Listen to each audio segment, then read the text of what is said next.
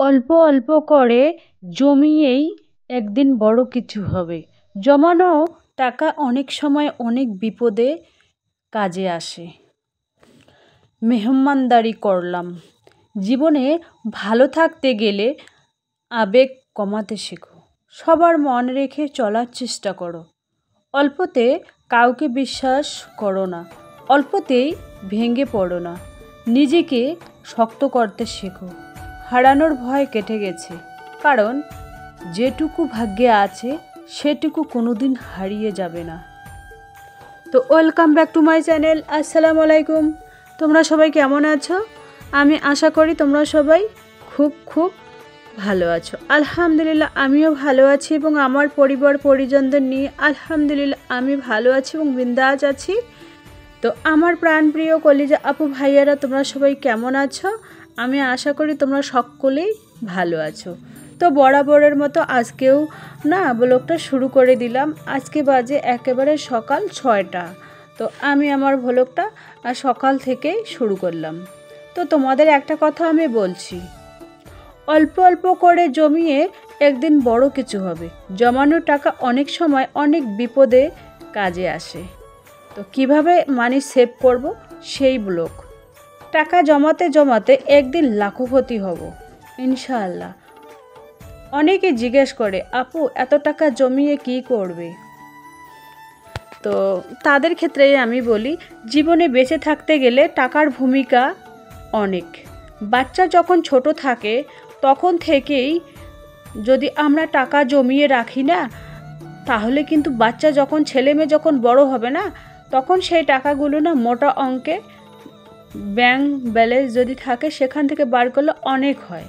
তো দেখুন, ছেলে মেয়ে স্কুলে যায়, স্কুল থেকে হাই স্কুলে যায়, হাই স্কুল থেকে কলেজে যায়, ওদের খরচা তো অনেক, তাই না? তো টাকাই সব কিছু। জীবনে যার বেশি টাকা তাদেরকে মানুষ সম্মান দেয়। আর মানে টাকার ভূমিকাটা এতই গুরুত্বপূর্ণ সবার জীবনে, সেটা বলে বোঝানো যাবে না। সেই জন্য অল্প অল্প করে এভাবে তোমরাও চাইলে জমাতে পারো। আর আমি একটা প্লাস্টিকের ভাঁড় কিনেছি, তোমরাও প্লাস্টিকের হোক আর মাটির ভাঁড় হোক কিছু কিছু অল্প অল্প করে জমিও, যাতে বিপদে কাজে লাগে। আমাদের ফ্যামিলিতে আমরা কিন্তু 4 জন, তাই আমাদের খরচের সংখ্যা খুবই কম। কারণ আমরা যেহেতু মধ্যবিত্ত পরিবারের, সেই জন্য হিসাব করেই আমাদের চলতে হয়। তো সংসার খরচের টাকা থেকে আমি আমার পছন্দের অনেক কিছু জিনিস করি। যেরকম ঘরের একটা কোথাও মেলাতে গেলাম, বা 1 ডজন কাপ পছন্দ হলো নিয়ে আসলাম, বা একটা ভালো 2-4টে প্লেট পছন্দ হলো নিয়ে আসলাম। তো জমানো পুঁজি কিন্তু খুবই গুরুত্বপূর্ণ কাজে লাগে। আর বিশেষ করে গৃহিণীদের কিন্তু অনেক কিচেনের অনেক কিছু কেনার থাকে, বেডরুমের অনেক কিছু কেনার থাকে, তাই না? তো সেই জন্য আর কি অল্প অল্প করে জমা। তোমাদের এখানে কেউ বলেনি যার যেরকম আয় সেভাবে অল্প অল্প করে জমি। যার 5,000 ইনকাম মাসে, সেখান থেকে 200 টাকা রাখো বা 500 টাকা সেভ করো প্রত্যেক মাসে। কারো যদি 10,000 ইনকাম হয়, ওখান থেকে 1,000 সেভ করো। ওখান থেকে সরিয়ে মাটির ব্যাংকে রাখো, আর প্লাস্টিকের ব্যাংকে রাখো, আবার ব্যাংকে রাখো, যে কোনো জায়গায় রাখতে পারো আর কি। যার 20,000 ইনকাম, সেখান থেকে 2,000 টাকা সরিয়ে ওটা অন্য জায়গায় রাখো, ওই ব্যাংকের মধ্যে রাখো। ভাববেন যে না, টাকাটা খরচ হয়ে গেছে, আর ওই টাকাটা যদি হাতে থাকে না, তাহলে কিন্তু খরচ হয়ে যাবে, তাই না? তো চলো, এই যে দেখুন, তোমাদের সাথে গল্প করতে করতেই কোথাকার কাজ কোথায়, সংসারের কত দূর কাজ এগিয়েছে। তো রুমটা আমি ঝাড়ু দিয়ে নিলাম, এবার মোছামুছির পালা। তো আমি সব সময় আর কি বসে বসে কাজ করতে খুবই ভালো লাগে। এই যে দেখুন, এখানে 20 টাকা। আজ প্রত্যেক দিনই কিন্তু আমি এই প্লাস্টিকের ব্যাংকে 20 টাকা করে জমাই। আর মাস শেষ না হতে আরও 500 টাকা একটা নোট ওখানে রাখি। তাহলে কত হবে জানো? মাসের শেষে হবে, ওখানে যদি 20 টাকা করে প্রত্যেক দিনই ফেলি তো 600, আর যদি 500 টাকা একটা নোট ফেলি তাহলে কিন্তু মাসে আমার 1100 টাকা জমতেছে, তাই না? তো আমার কিন্তু হাজব্যান্ড প্রত্যেক মাসে আমাকে 7,000 টাকা করে আমার হাতে দেয়। হ্যাঁ, সেখান থেকে কিন্তু আমি অত জমাতে পারি না, কারণ এটা আমার হচ্ছে লক্ষ্মীর ভাণ্ডার বলতে পারো। ডিম বিক্রি করি, তার টাকা, দোকানের ব্যাগ বিক্রি করি, ওখান থেকে মনে করো 1-200 আসে। ডিম বিক্রি করি, ওখান থেকেও 1-200 সেভ করতে পারি। আবার লক্ষ্মীর ভাণ্ডার টাকা কিন্তু আমি ওখান থেকেও 500 টাকা আমি সেভ। আর এখন যা সবজির দাম, বাপরে বাপ, আকাশ ছোঁয়া দাম। সবজি হোক, মাছ মাংস হোক, তো আকাশ ছোঁয়া দাম। মূলোর কেজি কত জানেন? 60 টাকা কেজি মূলোর।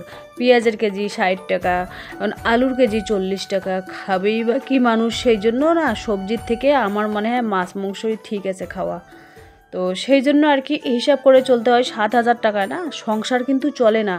আমিও ওখানে খোসড়া দেই 7,000-এর মধ্যে। যদি মিডিয়ামভাবে খেতে যাও না, মানে ভালো মন্দ না খেয়ে মিডিয়ামভাবে চলো, সংসার খরচ চালাও, তাও তো 100 টাকা চাল ধরো, মানে ঠিকঠাক হিসাব 100 টাকা চাল ধরো, 100 টাকার মাছ মাংস যেটাই নাও না কেন 100, আর 100 টাকার সবজি বা মাছ মাংস, না মশলা 50 টাকা ধরলাম দিন। আর সবজিপাতি তো 300 টাকা এপাশে লাগে, কলা টলা, দুধ টুধ, দই টই, ওইগুলো বাদই দিলাম। মিডিয়াম সাইজের খেতে গেলে 9,000।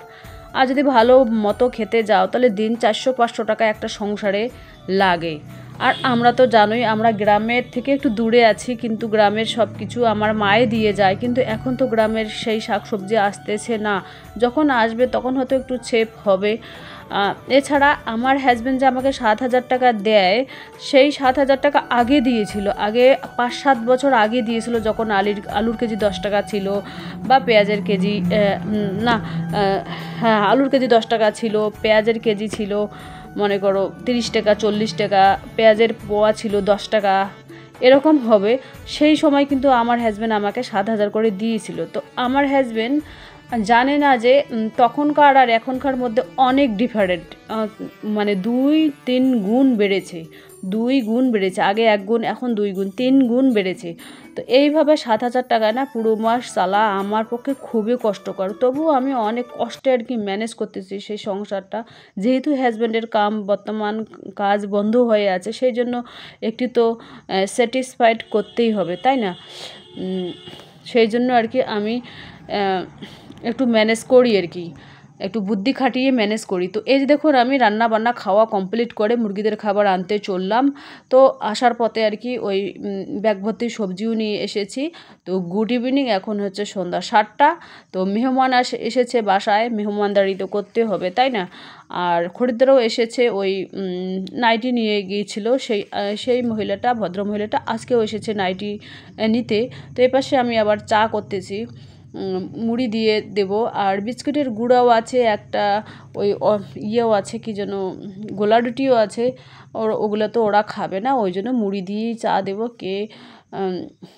মানে আমি তো আর কি চিনি কমই খাই, তো ওদের জন্যই একটু বেশি করে আর কি চিনি দিলাম। মেয়ে কিন্তু মানে বেশি চিনি খায় চায়ের মধ্যে, আমি কিন্তু কম চিনি খাই, আর না দিলে আরও ভালো হয়। তো সেই জন্য আর কি মেহমানদারি তো করতেই হবে, যতটুকু বাসায় আমার যতটুকু মেলে ততটুকুই দিয়ে তো মেহমানদারি করতে হবে, তাই না?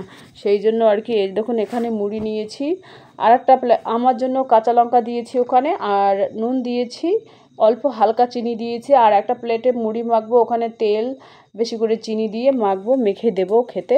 এই যে দেখুন, খরিদ্দার এসেছে, আমার একটা ওই জলছিটে ভাই এসেছে, আর একটা আমার জেঠু এসেছে।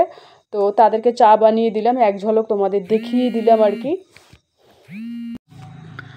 তো মানে খরিদ্দার মানে লক্ষ্মী আমার। এই যে মেয়েকে বলছি না, কয়েকদিন আগে বললাম যে একটা বোর্ড টাঙিয়ে দাও, তাহলে কিন্তু এখন যারা জানে যে এখানে নাইট টেটি সব ধরনের ব্লাউজ কাটিং হয়, কারণ লেডিস সব ধরনের কাজ এখানে হয়, আর একটা বোর্ড দিলে কিন্তু ভালোই হয়, তাই না? সেই জন্য মেয়েকে বলতেছি, মেয়ে বলে কি হ্যাঁ দিতে তো হবে। দিলে কি হবে জানো, তাহলে আমি ব্যাগের ব্যবসাটা বন্ধ করে ওই কাজেই লেগে পড়বো আর কি। তো এই যে দেখুন, মেয়ে আবার ওই বোতাম লাগাচ্ছে। তো এখানে বিস্কিট, মেয়ে নাকি মুড়ি খাবে না, বিস্কিট খাবে। তো মেহমানদারি হয়ে গেছে, মানে হয়ে গেছে বলতে চলে গেছে ওরা, মানে।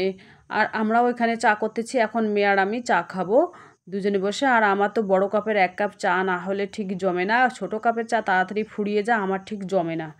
সেই জন্য আমি আর কি ওই বড় কাপের 1 সাইজের 2-3 কাপ যাতে চা ধরে, সেই চাই খাই আর কি। তো এই যে দেখুন, মুড়ি নিয়েছি, আর আমার জন্য মুড়ি রেখে দিয়েছি, মেয়ের জন্য বিস্কিট আর চা বিস্কিট আর কি। তো যাই হোক, তো চলো আজকের ব্লগ এ পর্যন্তই। টাটা, আল্লাহ হাফেজ।